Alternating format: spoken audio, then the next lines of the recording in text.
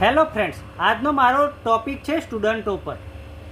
ગુજરાતીમાં કહેવત છે, બારે બુદ્ધિ અને હોરે હોન, આવી તો આવી નહીં તો ગઈ જિંદગી વ્યર્થ.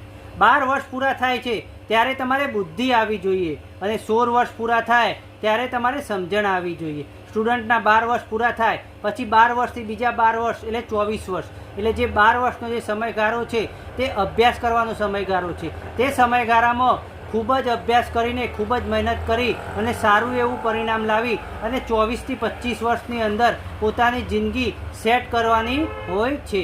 જો 12 વર્ષ તમારા સારા એવા નીકળી ગયા તો પાછળના 50 વર્ષ, 25 વર્ષથી બીજા 50 વર્ષ એ સુખમય અને આનંદમાં તમારા પસાર થશે.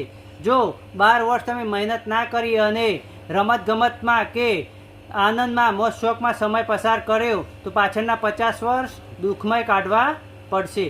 50 વર્ષ મજૂરી કરવી પડશે. મજૂરી કરવાનો અર્થ કે મજૂરીના જે પૈસા આવે તમે ખાવા પીવાનો અને રહેવાનો ખર્ચો તમે પૂરો પાડી શકતા હોય છે. તમારા મોજ શોખ કે નો જે ખર્ચો છે તે તમે પૂરો પાડી શકતા હોતા નથી. તેથી પોતાના 12 વર્ષ અભ્યાસના જે 12 વર્ષ છે એ સુધારી અને 50 વર્ષ સુખમય રીતે નીકળે તેના માટે પ્રયત્ન કરો.